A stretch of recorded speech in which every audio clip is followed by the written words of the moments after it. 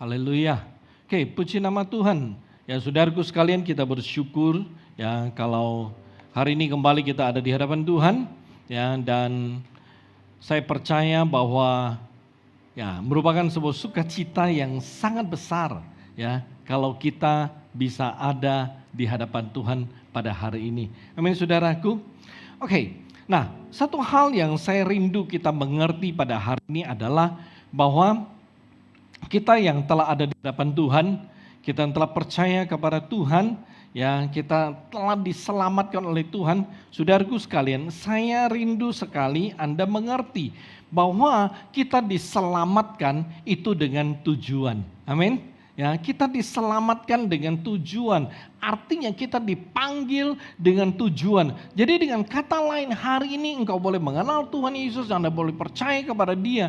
Itu bukan kebetulan, tetapi Anda ya diselamatkan, didapatkan oleh Tuhan dengan tujuan, yaitu untuk melayani Tuhan.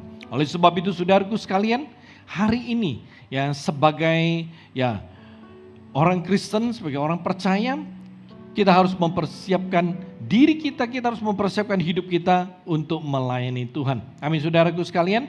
Ya, jadi tema saya, khotbah saya minggu ini adalah bagaimana mengerti ya bayar harga dalam melayani. Oke, jadi saudaraku sekalian, ini ada satu seri khotbah yang dimulai dengan minggu ini ya, dan saya rindu Anda boleh mengerti. Saya percaya ketika Tuhan memberikan firman ini, ya Tuhan punya rencana yang sangat indah. Ya, jadi saudaraku sekalian, ya sebagai orang Kristen kita harus melayani Tuhan. Karena itu kita perlu ya sungguh-sungguh mengerti ya apa yang harus kita lakukan, apa yang harus kita siapkan, dan mengapa kita harus melayani Tuhan. Amin. Saya mulai dengan firman Tuhan di dalam 2 Korintus pasal yang ke-11 ayat 23 sampai ayat yang ke-28. Jadi saudaraku sekalian, saya rindu Anda boleh membuka Alkitabmu, baik Alkitab elektronik yang ada di handphone ya atau Alkitab yang Anda bawa ya, jadi supaya Anda bisa membacanya kembali. Kitab 2 Korintus pasal yang ke-11 ayat ke-23 sampai 28 saya bacakan untuk Anda. Apakah mereka pelayan Kristus? Aku berkata seperti orang gila, aku lebih lagi.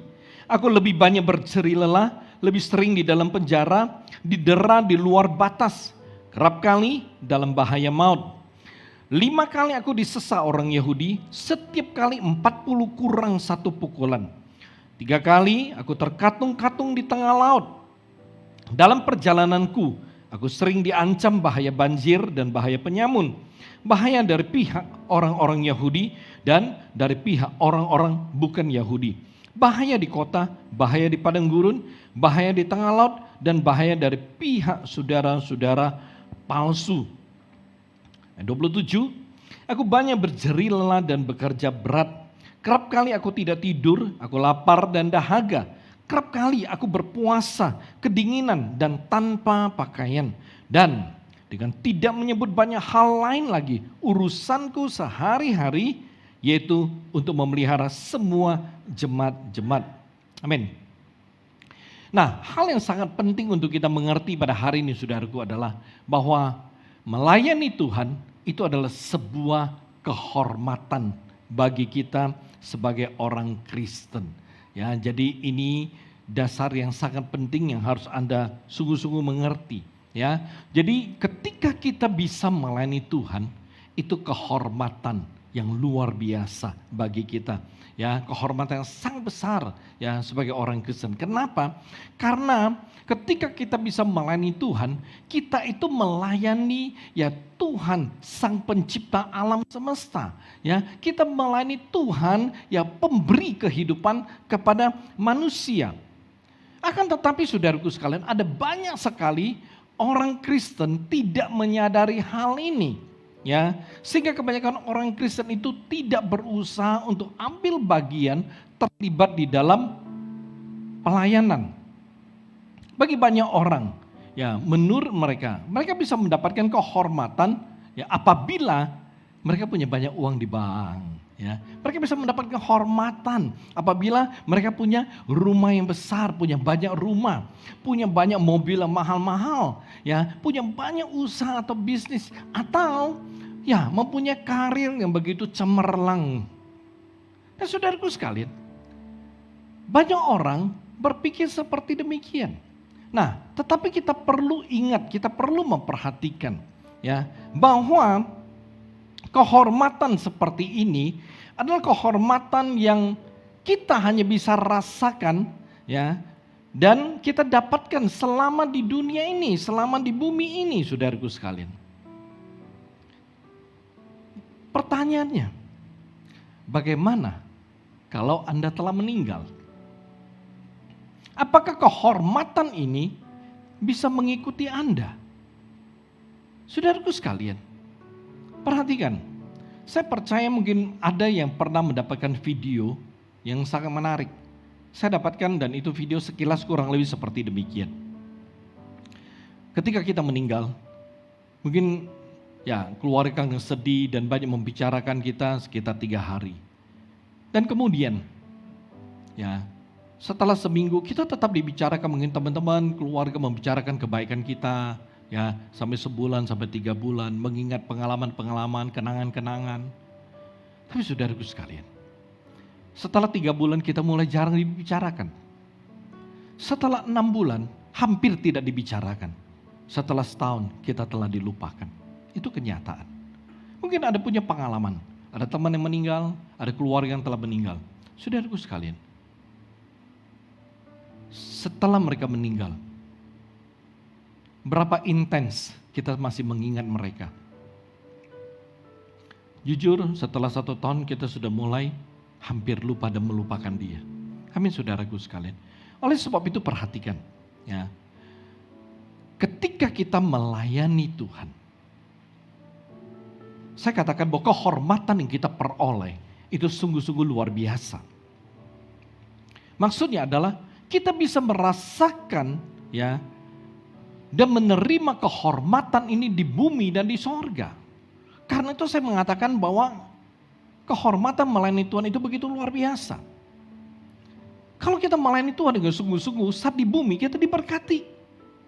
Kita akan diberkati. Dan saat kita kembali ke sorga, saudaraku sekalian, kita akan disambut oleh Tuhan dengan, ya, mahkota yang telah disediakan bagi kita. Ya, yaitu mahkota kemegahan, mahkota kehidupan.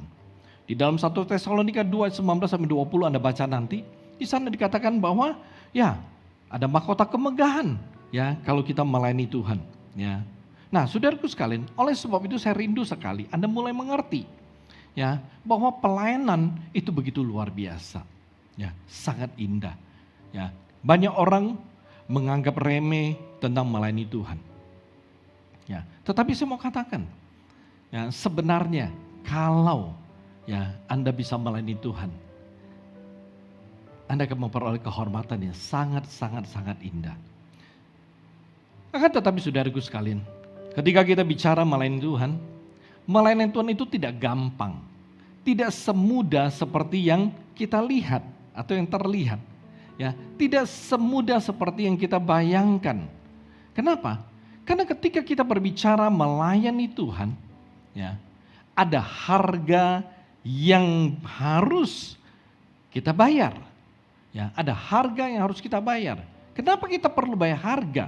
Ya, agar kita bisa melayani Tuhan dengan benar, dengan setia, dengan tulus, bertanggung jawab dan rendah hati. Ya, jadi saudaraku sekalian, ini penting sekali untuk kita perhatikan. Oleh sebab itu saudaraku sekalian, kalau kita melihat ada orang yang tidak mau, ada orang yang tidak bisa bayar harga di dalam pelayanan, ya, maka pada akhirnya mereka akan menyerah, ya, lalu mereka akan mundur dari pelayanan. Karena itu saudaraku sekalian, ya, perhatikan, ketika Anda, ya, mau melayani, contoh saudaraku sekalian, sekarang ada di antara Anda telah melayani, ada yang mungkin masih menjadi jemaat, tapi suatu hari nanti Anda akan melayani. Tapi saudaraku sekalian, saya rindu Anda ingat, kalau nantinya Anda, ya terlibat di dalam pelayanan, nantinya Anda ambil bagian dalam pelayanan, Anda mesti tahu bahwa ada harga yang harus Anda bayar. Amin saudaraku. Ya, kalau Anda tidak mau bayar harga, Anda tidak akan bertahan lama dalam pelayanan. Anda tidak akan mendapatkan apa-apa dari pelayanan. Kalau orang yang melayani tidak mau bayar harga, Anda tidak akan mendapatkan ya apa yang saya sebut dengan sukacita pelayanan, kebahagiaan pelayanan, ya berkat dalam pelayanan, kekuatan dalam pelayanan. Engkau tidak akan dapat karena engkau nggak mau bayar harga. Ya bahkan orang yang nggak mau bayar harga dalam pelayanan nggak akan bertahan lama. Ya nggak akan bertahan lama. Amin. Oke. Nah hari ini mari saya mengajak saudara untuk belajar bagaimana mengerti bayar harga dalam melayani. Ada beberapa hal yang harus kita mengerti terlebih dahulu ya. Tapi minggu ini saya akan bicara hal pertama saja dan kita akan lanjutkan minggu berikutnya.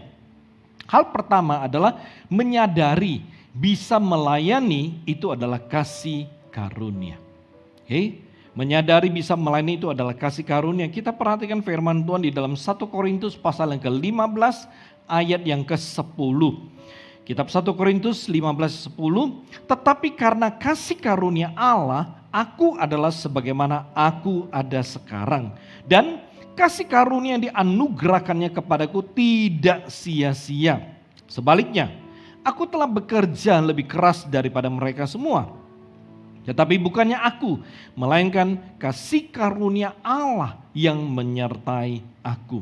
Nah saudaraku sekalian, sebelum kita berbicara lebih jauh, ya, saya mau kita mengerti apa yang dimaksud dengan kasih karunia. Ya dulu saya pernah mengajarkannya, tapi saya rindu Anda perhatikan. Kasih karunia itu adalah kebaikan Allah yang telah kita terima, ya, yang sebenarnya kita ini nggak layak untuk menerimanya. Oke, ya, jadi kasih karunia itu kebaikan Allah yang diberikan kepada kita. Ya, bukan karena kita layak, bukan karena kita benar, bukan karena kita baik, bukan. Tapi itu kebaikan Allah diberikan dari Allah, oleh Allah secara cuma-cuma kepada kita. Ya, jadi bukan karena perbuatan, tindakan, sikap kita yang membuat kita mendapatkan itu kasih karunia, yang membuat kita mendapatkan kebaikan daripada Allah, enggak. Tetapi karena memang dari Allah diberikan begitu aja kepada kita.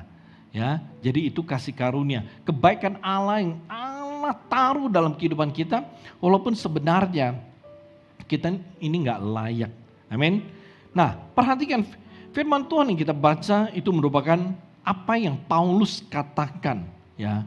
Apa yang Paulus nyatakan. Kenapa? Karena Paulus menyadari, saudaraku sekalian, ya, bahwa keberadaan hidupnya itu karena kasih karunia. Ya, kasih karunia dari Tuhan. Bagaimana tidak, saudaraku? Kalau Anda membaca sejarah Paulus, Anda akan menemukan, ya, Paulus itu sebenarnya dia adalah seteru Allah, lawan daripada Tuhan pada awalnya. Dia seorang penganiaya jemaat, ya, dan orang yang sangat giat sekali menentang Tuhan. Ya. Kalau kita melihat sejarah kisah Rasul pada awalnya, kita menemukan Paulus menangkapi orang-orang Kristen, yang memenjarakan mereka, memukuli mereka, membunuh mereka. Itu pekerjaan Paulus, ya. Tetapi oleh karena kasih karunia Allah, saudaraku sekalian, ya, perhatikan, Paulus diberi kesempatan untuk memperoleh keselamatan, lalu diberi kesempatan untuk melayani Tuhan, memberitakan Injil, memberitakan kebenaran, memberitakan kasih karunia. Ya, oleh sebab itu Paulus berkata bahwa oleh karena kasih karunia dia ada sebagaimana dia ada. Artinya apapun yang ada dalam kehidupannya, apapun yang dia bisa lakukan untuk Tuhan, itu karena kebaikan Tuhan di dalam hidupnya. Paulus menyadarinya. Saudaraku sekalian, Paulus mengetahui jelas sekali bahwa anugerah Allah yang diberikan, ya, melalui Tuhan Yesus, ya, itu adalah hal yang sangat berharga dan bernilai. Pengorbanan Tuhan Yesus di atas kayu salib menebus dosa-dosa manusia. Saudaraku sekalian, itu merupakan kasih karunia terbesar, ya, yang perlu kita ingat selalu. Dan Salah satu cara terbaik kita mengingat dan membalas itu kasih karunia adalah dengan melayani Tuhan. Adalah dengan melayani Tuhan. Saudaraku sekalian, hidup ini singkat. Ya, karena itu pergunakanlah sebaik-baiknya. Mazmur berkata, hidup manusia 70 tahun, kalau kuat 80 tahun. Saudaraku sekalian, dulu pertama kali saya diutus ke Medan dari Jakarta. Saya tiba di Medan umur 20-an. Ya. Tapi hari ini saya berumur 50-an. 20 tahun lebih berlalu dan tidak terasa. Amin saudaraku. Kita itu tuanya tidak berasa. Ya, berasa masih muda aja. Tapi kekuatan badan nggak bisa membohongi. Saudaraku sekalian, perhatikan. Hari ini ketika saya mempersiapkan firman, tiba-tiba saya merenung, wow. Kalau Alkitab berkata umur manusia 70 tahun. Kalau kuat 80 tahun. Saudaraku sekalian, umur saya telah mencapai setengah abad. Ya, itu masih punya waktu beberapa tahun. Dan ya, saya tidak bisa memastikan bahwa saya pasti akan sampai di umur 70 atau 80 tahun. Saya nggak bisa pasti. Ya, karena kita tidak tahu hidup kita. Amin saudaraku. Ya, Anda yang masih muda, Anda yang berpikir, oh 70 tahun, saya masih jicapan, nggak apa-apa, masih gocapan. Masih punya waktu 50 tahun hidup di dunia ini. Belum tentu saudaraku. Jangan terlalu yakin. Amin. Ya, jadi yang perlu kita perhatikan adalah hari-hari hidup kita pada hari ini. Saudaraku sekalian, Paulus dikasih waktu 60 tahun. Ya, dia hidup 60 tahun, lalu dia mati sebagai martir di kota Roma, saudaraku. Ya, martir itu adalah orang yang mati demi mempertahankan imannya. Ya, Paulus mempertahankan imannya kepada Tuhan Yesus, karena itu dia mati dibunuh di Roma. Saudaraku sekalian, walaupun dia hanya hidup 60 tahun, ya, mungkin ada di antara kita yang lebih 60 tahun di tempat ini, tapi Paulus, dia mempergunakan hidupnya dengan sangat efektif untuk melayani Tuhan. Setelah bertobat, saudaraku sekalian, Paulus itu bekerja keras melebihi siapapun, ya, dalam memberitakan kasih karunia Tuhan di dalam hidupnya yang dia terima secara pribadi. Hari ini, bagaimana dengan Anda, saudaraku sekalian? Siapapun Anda, hari ini apakah Anda menyadari kasih karunia Allah di dalam hidupmu? Kita perlu ingat, apabila tanpa kasih karunia Allah dalam Yesus Kristus, kita semua adalah orang yang bakalan binasa oleh karena dosa kita sendiri, saudaraku. Tapi pengorbanan Tuhan Yesus di atas kayu salib, ya, itu telah menyelamatkan kita, lalu melayakkan kita kembali untuk memperoleh kehidupan yang kekal bersama dengan Bapa di sorga. Kalau hari ini, ya, kita tahu berharganya dan bernilainya itu kasih karunia yang diberikan kepada kita, maka kita harus sungguh-sungguh menghargai itu kasih karunia. Dengan apa? Dengan melayani Tuhan. Saudaraku sekalian, saya tahu selama ini ada banyak sekali orang yang telah terlibat dan atau ambil bagian dalam berbagai bentuk pelayanan di dalam gereja kita. Ada pendoa syafaat yang berdoa di rumah, ya, setiap hari untuk gereja, untuk pekerjaan Tuhan, untuk pelayan Tuhan, untuk jemaat atau untuk keluarga mereka sendiri. Ada pendoa-pendoa syafaat, ya, di dalam kelompok sel, ya, Lalu ada yang ambil bagian pelayanan sebagai worship leader, singer, pemusik, penari tamborin, ya juga yang ya jadi guru sekolah minggu, ada yang juga dalam ya jadi ketua kelompok sel, ya, ada yang ambil bagian pelayanan dalam operator sound, operator lighting, ya operator mixer video, yang bertanggung jawab dalam live streaming atau siaran langsung ibadah kita, ya kemudian ada yang terlibat sebagai ya editor video, ya kameramen, kemudian yang membuat konten untuk medsos gereja, ya yang mendesain ya brosur digital, ya dan juga ya ada yang UV ruangan, hidup matikan AC, kemudian ada yang jadi aser, ada yang jadi kolektan, ada yang jadi penyedia konsumsi setiap minggu untuk para pelayan, ya. Bahkan saya percaya ada di antara Anda yang jadi bendahara Tuhan, ya, yaitu orang-orang yang selalu mendukung, menopang kebutuhan gereja, memakai uang yang Tuhan telah percayakan dan titip di dalam hidup Anda. Perhatikan, banyak orang ambil bagian dalam pelayanan, banyak orang terlibat di dalam pelayanan. Tetapi hari ini saya mau Anda mengerti bahwa Anda yang telah melayani, yang telah punya pelayanan, saya mau Anda mengerti, ini semua karena kasih karunia, ya, yang Tuhan berikan kepada Anda sehingga hari ini Anda bisa melayani Dia, ya. Jadi dengan kata lain hari ini, ya, para pelayan yang terlibat di dalam berbagai bentuk pelayanan di dalam gereja ini, ya, Anda semua bisa melayani bukan karena Anda punya waktu, bukan karena Anda punya skill, punya talenta. Bukan karena Anda punya kehebatan, punya kepandaian, bukan. Tapi semuanya ini saya mau Anda mengerti bahwa ini adalah kebaikan Tuhan, kasih karunia Tuhan yang diberikan kepadamu sehingga engkau bisa melayani. Amin saudaraku. Coba renungkan. Dari sekian banyak orang. Tapi hari ini Tuhan memilih engkau untuk menerima kasih karunia-Nya. Coba ingat. Ada banyak orang yang lebih hebat, lebih pintar, mungkin lebih bertalenta, lebih berkarunia dibandingkan kita. Tapi nyatanya kita yang diberi kesempatan untuk menerima kasih karunia sehingga kita boleh melayani Dia. Amin saudaraku.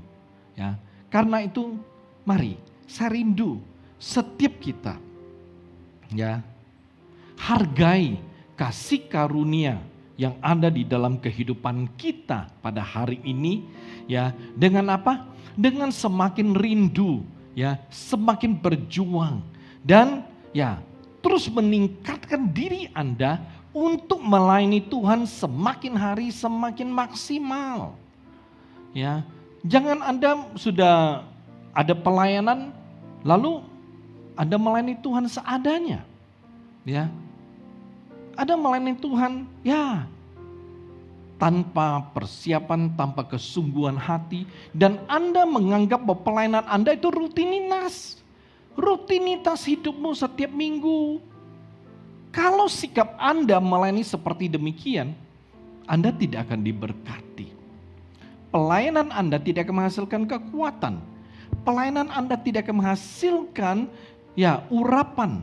Pelayanan Anda tidak akan menghasilkan berkat bagi Anda. Itu harus Anda mengerti. Jadi saudaraku sekalian, ya bagi Anda yang belum terlibat dalam pelayanan, suatu hari Anda pasti akan melayani Tuhan di tempat ini. Jadi saya juga rindu Anda mengerti dulu, supaya nanti pada waktu Anda terlibat di dalam pelayanan, Tuhan panggil melayani, Anda sudah mengerti, ya, bagaimana melayani Tuhan, dengan sikap hati yang bagaimana Anda melayani Tuhan, dan pelayananmu akan diberkati. Amin saudaraku. Ya, mari kita buka satu bagian firman Tuhan.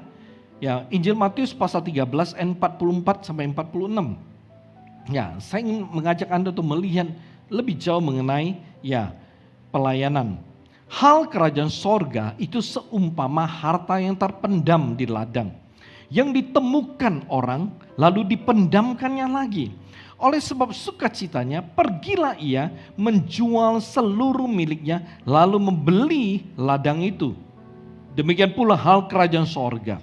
Itu seumpama seorang pedagang yang mencari mutiara yang indah. Setelah ditemukannya mutiara yang sangat berharga, ia pun menjual seluruh miliknya lalu membeli mutiara itu. Amin. Saudara sekalian perhatikan, ya, pelayanan itu merupakan hal kerajaan sorga.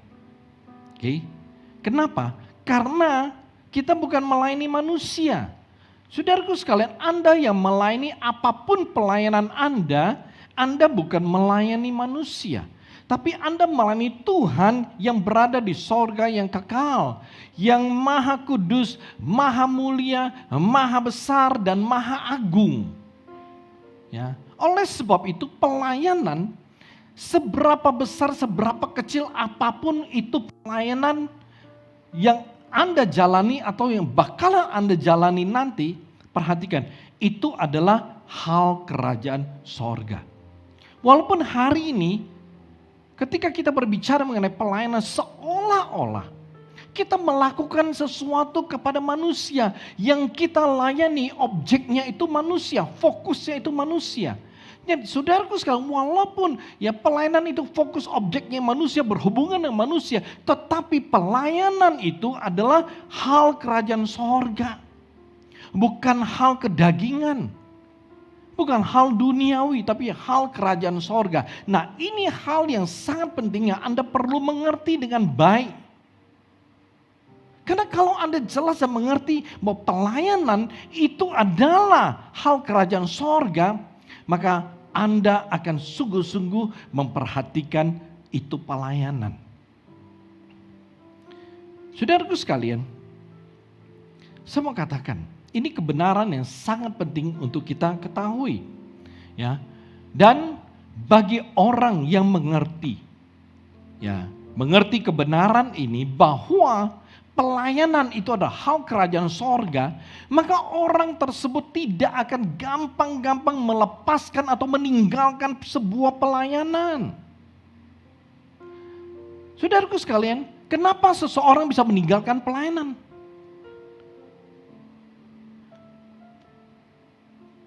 Udah dapat pelayanan, tapi nggak mau pelayanan, izin pelayanan. Kenapa bisa demikian? Karena orang tersebut tidak mengerti. Itu pelayanan hal kerajaan sorga. Pelayanan sekecil apapun yang kita lakukan untuk Tuhan loh. Karena firman Tuhan berkata, Yesus berkata, ya, ketika kita melayani orang yang sekecil apapun, melakukan apapun kepada orang yang biasa sekali, kita telah melakukannya untuk dia. Ini yang saya maksud bahwa pelayanan itu adalah hal kerajaan sorga. Jadi ketika kita melayani, kita melakukan untuk Tuhan, bukan manusia. Seseorang yang mengerti kebenaran ini, saudaraku sekalian, orang tersebut akan menjaga dengan baik pelayanan yang telah dia peroleh. Dia akan memegang dengan baik pelayanan yang dia peroleh.